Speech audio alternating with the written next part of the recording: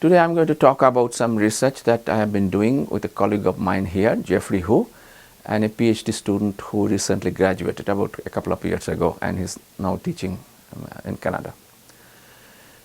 The topic is the impact of web technologies on sales and returns. Okay, we have recently already published a piece on sales, so I will concentrate more on returns today. Now, web technologies can be divided into two parts. One would be navigational technology, that means how you get to a product page, and that could be search or recommendation. And the other could be product oriented technology, that means once you get to a product page, then how you can find out more information about the product. The return, the product oriented technologies have an effect on returns, but navigational technologies typically don't. So let me just talk about product oriented technologies. Typically retailers would have three different types of product oriented technologies.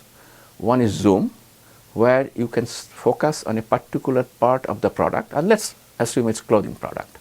Then you can look at the stitches, you can look at the fabric, you can look at the design and so on more vividly.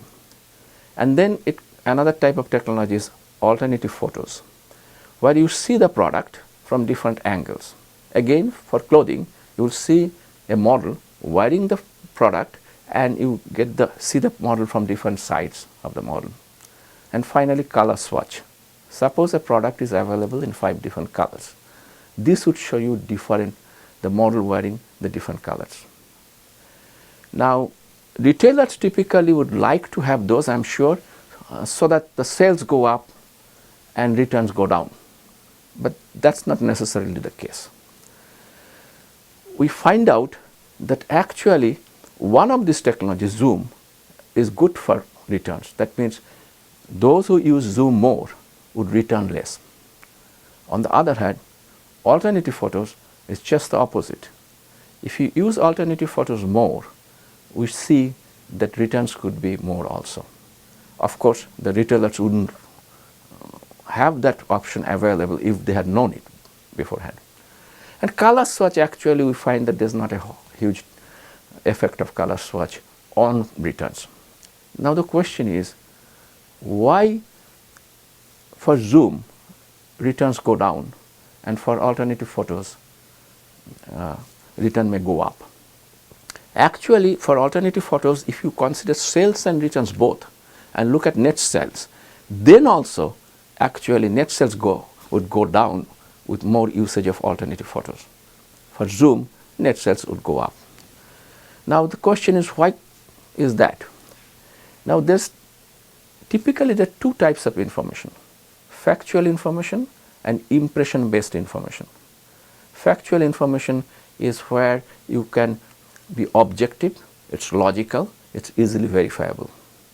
And Zoom for clothing, as I said, it would give you specifics of a portion of a product, so it's more factual information. Alternative photos, impression based information is more subjective, more how you feel about it. And the term feelings in advertisement has been used for quite some time.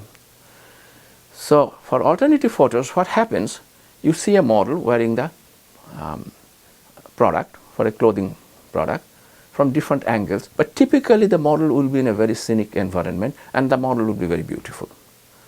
So there could be some factual information because you see the model from different angles and some of the things may not be visible of the product from one angle versus another. On the other hand, there's impression based information also, because you are looking at a beautiful model, you are looking at a beautiful scenario and so on. And it turns out that the impression based information actually dominates factual information here. And that's why actually the return could be more. Why do people return? If they're dissatisfied of the product after purchasing the product, then they would return it sometimes. Okay? And return is a huge industry. About 25% of the products are actually returned, and it's about $100 billion, but that per year in USA. But that includes both online and offline purchases. Now, so the dissatisfaction, okay, so if you are dissatisfied, then if chances are of the product, after you get the product, the chances are you will return it. And for online companies, it's typically more of a problem because people don't have the touch and feel effect. Because you see the product on the web, you cannot touch it, feel it, and then purchase it. And that's why they use free shipping, easy return policies, and so on. Now, let's think about dissatisfaction. Dissatisfaction happens when the gap between your pre-purchase expectation and post-purchase perceived quality of the product is large. And pre-purchase if it is shown already in marketing literature that if you have factual information, pre-purchase expectation is more realistic. So the gap would be small. And if the gap is within your latitude of acceptance, then typically you would not return it.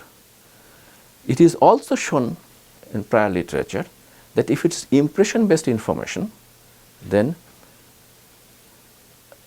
people might be more dissatisfied because it's more inflated idea about the product. So the gap would increase and the chance, and you would be more dissatisfied.